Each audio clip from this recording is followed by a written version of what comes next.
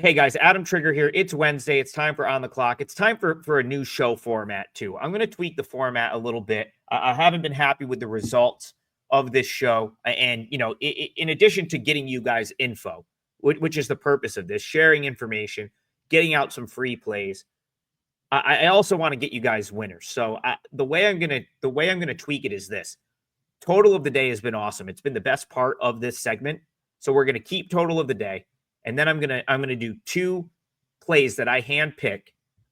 Some days when I have extra client plays, there'll be client plays. If not, they're going to be games that I'm strongly considering for the day, and we're going to go from there.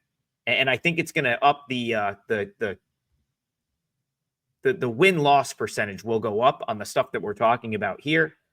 But also, we're still just trying to get you guys information to help with your own handicapping, and I think it'll serve that purpose. We're going to go 2 minutes on the clock, because I'm never done in 90 seconds. So 2 minutes on the clock. We're going to highlight three games, and it's going to be more. We're going to focus more on the actual pick than just sort of getting info out or touching on the best game, the biggest game, so on and so forth. So new format. Let's have a great show today. Without further ado, let's just get right into it. 2 minutes on the clock, and we're going to talk total of the day. Patriot League, Navy at Lehigh. And okay, so I'm going to go with the over here. I'll also quote numbers at the time of the show. So as of right now, it looks like 138 or 138 and a half is what's going to be widely available in Navy Lehigh. But I think this is going to soar over this number. So I saw Navy play at Army over the weekend, and one of my big takeaways was, man, the tempo was absolutely there from Navy. It's just they didn't make a shot for like 30 minutes. I think they were 2 for 19 to start that game from three. Nothing was falling. And the thing is, nothing was falling for Army either. So it went under easily, but it wasn't because Navy wasn't trying to push the tempo and do what they do. Listen, perfect world. Ed DeChellis is playing 9 or 10 guys, and he's pressing most of the game up and down the floor, up and down the floor. That's in a perfect world. That's how Navy's going to play. And I think that's still how they're trying to play, despite the fact that maybe they don't really have the 9 or 10 man rotation right now. I think they're still trying to play like that as much as possible. Lehigh over the weekend, you finally got to see Dr. Brett Reed just say, you know what, the hell with it. This isn't working. We got to do something different. And he threw a couple of freshmen into the starting lineup, and it worked. It worked. Lehigh put up 86 points. They ran out rival Lafayette by 39. It was their best performance of conference play.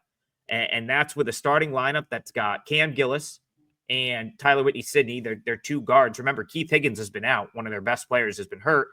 And then freshman Ed Benoit, Harrison Alvey, basically sort of a new starting five, not the five they've sort of gone with all season. And they looked really good. So, they played up tempo. I think that they're going to try to play fast with Navy here, play through the guards. And the reason for that is I think playing fast gives Lehigh a better chance to win, because they have no, and I mean just zero size on the inside. I can't believe that was already 2 minutes. Maybe it was. I think I hit the wrong timer. But anyway, I'm going to finish this one up. Lehigh still has no size on the inside. Bube Moma's been out all year. Dominic Parolin graduated from last year. So, Aiden Kehoe was one of the big stars of the game on Sunday for Navy. 13 points, 20 rebounds in that win over Army. I think he's going to do whatever he wants here for Navy. I don't think Lehigh can stop him. But I do think what Lehigh is going to do to sort of neutralize him a little bit is just get up and down the floor, play through Gillis, play through Whitney-Sidney, and play the game that Navy ultimately wants to play, which is full court, up and down. Navy does it with Austin Bignini, just getting up and down, getting to the rim, kicking out for a three. I think Lehigh is going to want to play that way as well. So I think you're going to see a very entertaining, very up and down game between Lehigh and Navy.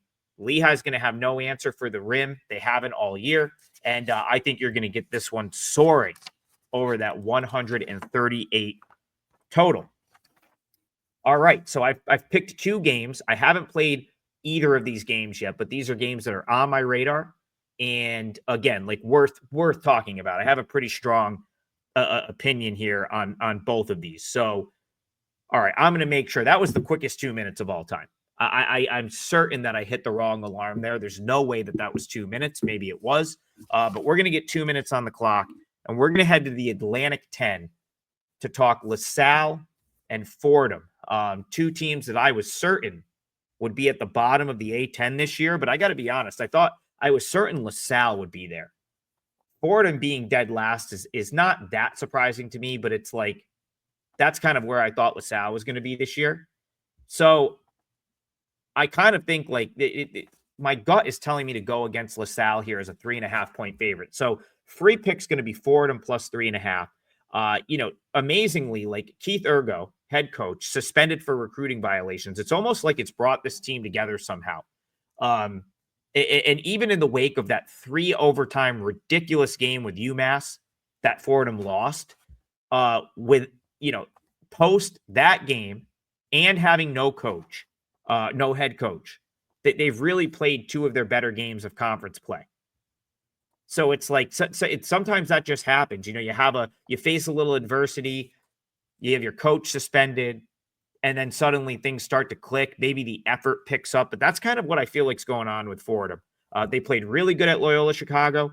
They finally got their win as an underdog at home against Duquesne.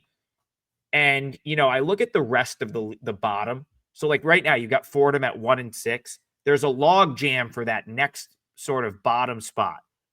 All these teams are like 3-4. You've got George Washington, Davidson, St. Joe's, who's much better than all these teams, in my opinion. LaSalle, Rhode Island, Richmond are all in that like 3-4 range. To me, LaSalle's like the worst team of that group. That's the team that I expect to trend down, that I expect to trend toward the bottom. I don't know that Fordham will catch them per se, but LaSalle is that team to me. That's the team I thought was going to be there to start the year. And I think they sort of trend to that point. Like they're 8-1 at home. Maybe there's something to that. It's a new building. Who knows? But again, I just think LaSalle's a little bit inflated. I think this number is inflated based on that 8-1 home record and based on a couple of wins. They beat Rhode Island over the weekend, but like Rhode Island had a horrible shooting game in that game. I just don't know how LaSalle's a 3.5 point favorite. That to me is a huge red flag. I think you're going to see two teams. You got 2 teams here that want to play fast, but aren't very good offensively. You're going to see a ton of turnovers, a lot of bad shots, but both teams can defend. So in a game like this, where it's going to, you're going to have like someone kind of get hot and like carry the team maybe in what could be an ugly game both ways. I just think like that easily could be Fordham. And you're also getting 3.5 points. So feels like a very scrappy, ugly game. And I like the Rams plus 3.5. I just think that like as hard as it is to trust Fordham, probably the reason I haven't added it to the client card yet. As hard as it is to trust Fordham, LaSalle is just a team that I think as a multi-possession favorite you have to play against. And so I lean toward Fordham plus 3.5. All right, last one. We're going to head out west. Let's do one out west. We have Santa Clara and St. Mary's, and I just want to find an updated number for this one.